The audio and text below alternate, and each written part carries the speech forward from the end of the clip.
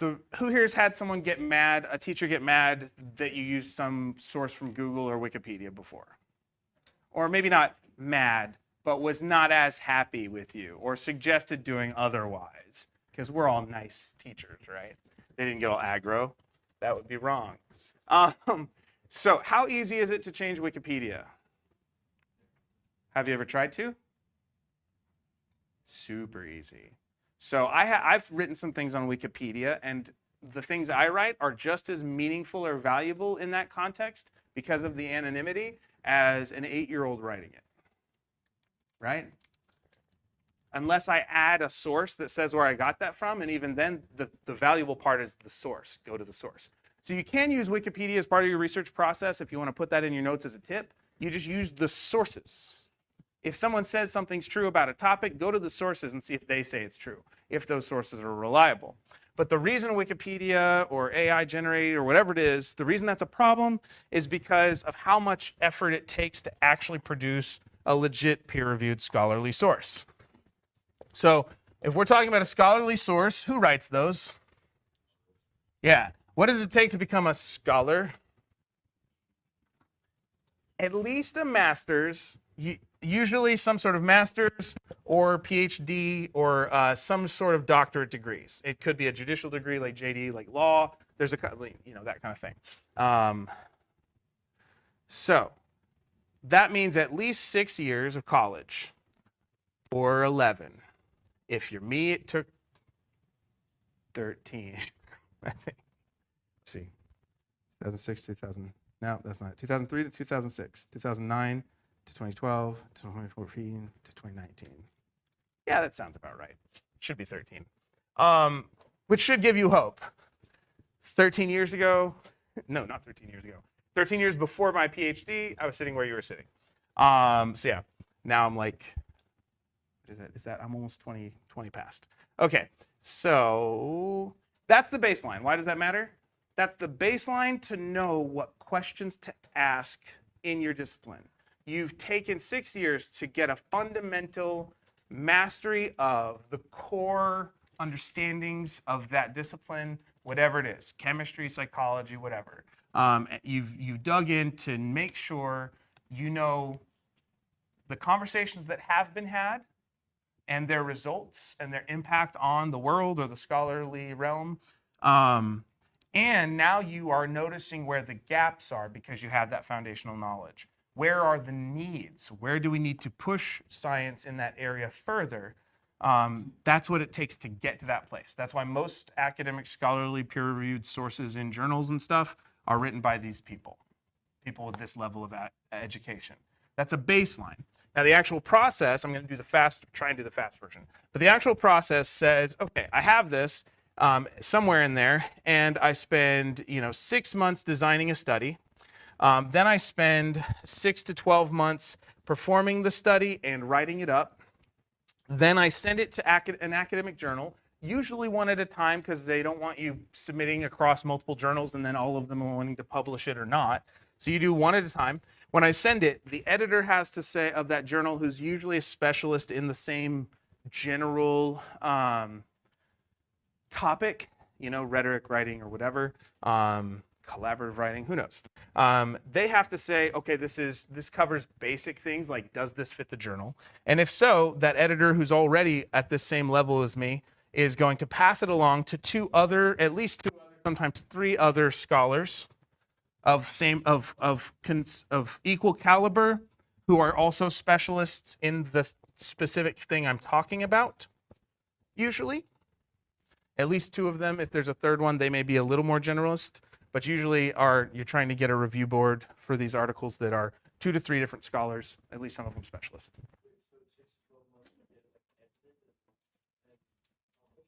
Design study, not published. Design the study before I make sure it lines up with all the best practices in the discipline based on what you've learned. 6 to 12 months to perform the study and get it written into some 20 to 40 page academic article. Though what that usually looks like is 6 to 9 months of data gathering and a week at the 12th month of trying to write 5,000 to 9,000 words in one sitting, because we do that too. So to perform the study and to write it up, and this is approximate, it can change by person or scholar or what they're dealing with.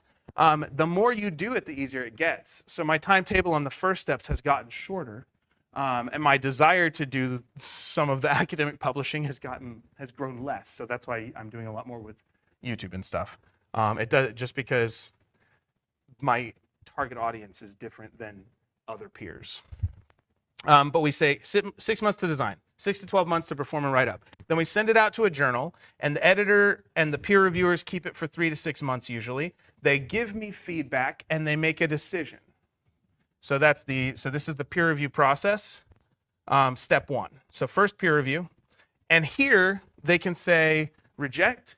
They can say accept, like we'll publish it with significant revisions, or publish it with a few minor tweaks or edits, or include this source. But you'll get substantial feedback from other specialists who have the same background and are specialized in the same area, and that'll take them 3 to 6 months, and then you usually have 3 to 6 months to make the necessary changes. So this is you're going back, and then they do it again. You resubmit it. So you revise, you resubmit, they send it to sometimes the same scholars, sometimes different ones. So that's peer review 2. Again, specialists. And if you're lucky here, they do say, okay, this is it, this is good, we're good. Just revise these things. It's not like, so you do one more round of revisions, usually about 3 months worth, or a quick couple changes. Sometimes you're lucky. It's like up to 3 months. And then they say, we'll publish it 12 to 18 months from now in the future. That's the standard. Some journals are a little faster. Some publications, if it's like an edited collection, like what I have like 3 book chapters in edited collections where I'm one of like 20 scholars, and I wrote 9,000 or 8,000 words or 5,000 words for that chapter and that topic. That took 5 years and multiple publishers, technically 6 from the time I started to the time that it ended. But even here, even at the shortest, it's like, okay, I had this background knowledge. At the shortest, it's 6, 12, that's 2 years, 3 years to publication. Right? If all goes well. And technically, we get somewhere between 10 to 20% rejection, or 10 to 20% acceptance. So we go through all of these, and only 80% get accepted. Or only 20% get accepted. 80% of us have to go and tweak or redesign or reframe the way we're engaging with the research. Even if the study was good, we might be framing it poorly. There's a lot of reasons why that can happen. But can you see why someone might be upset if they tell you peer-reviewed scholarly sources and you give them Wikipedia or some random Google thing, but it's a .org, right? That's legitimate, isn't it? Well, it might be reliable. That doesn't make it peer-reviewed. You might have someone who's an expert in the thing, but that doesn't make it peer-reviewed. All right, so that's the fast version. But I'm trying to frame why scholarly research matters. Also remember that because of that, scholars, like when you're told to look up peer-reviewed articles, the target audience is, it's written by a doctor to a doctor, right? And we get to look in on what they say because we're not experts. We're just kind of like hanging out, absorbing what we can. Why is that relevant?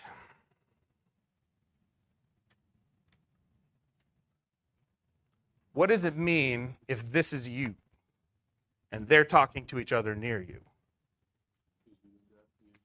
You don't have PhDs. Might not have all the context. What does that mean as you go to look at the things at their conversation? And what does it mean as you go to read academic articles? What should you think about or take into consideration? Though, like not knowing all the context is part of it. What else?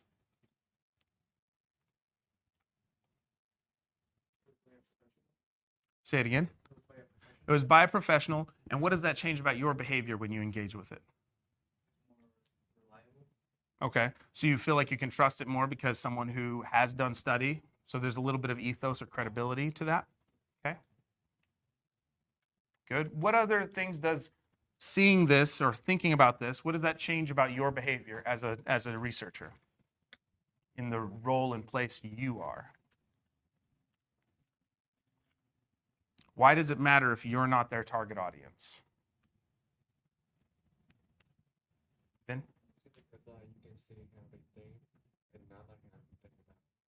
You can see how you can start seeing how they think and not focus so much on what you think about it. Okay. So it can give you different mindsets looking at how experts do things, right? That's good. So if you spend, if you spend an hour with someone who is exceptional at anything, that's better than spending 10 hours with someone who's mediocre, right? Theoretically, they'll be able to identify almost immediately the things you're doing that can be adjusted to make it even better. So there is a value to kind of having someone who knows. The other thing is, no one's expecting you to understand their conversation perfectly, right? You ever get in a room with two mechanics or two contractors and you don't know what a transmission is, maybe?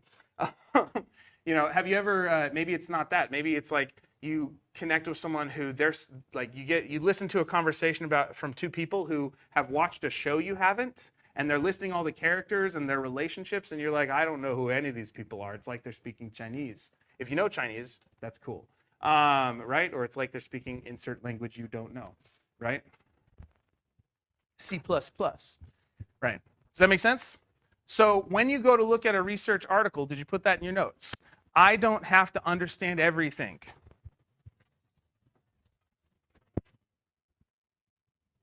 It's not about perfect understanding. It's about taking what you can and making use of it. With that, so that's the big picture. When we have, it's important to have research framed to understand why we might care about it.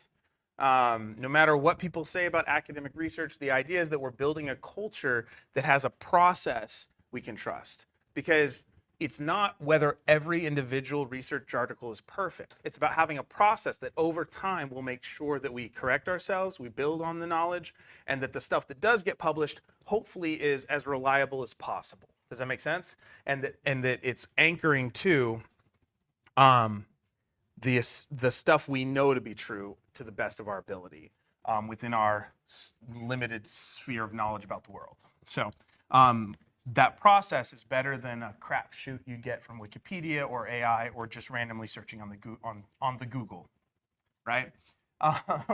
So that is it. That there are a lot of reasons people will challenge academic institutions and stuff. This is a reason we can take academic research with a grain of salt, but we shouldn't lose sight of the fact that there is a significant process for most scholarly articles and peer-reviewed articles to try and keep it as accurate to what I can anchor to in the evidence as possible. And even if outsiders don't fully understand the research method or the way the thing was designed, that I still know I did the best to have a good process to get good data so that I got to meaningful conclusions to the best of my ability. Okay, so we're thinking, so it's not that every article is amazing, it's that the process that articles have to go through to get published, when they're done right, should be trustworthy, right? Okay, we can talk about sociocultural bias that can happen in different disciplines another day, but that's a whole other thing.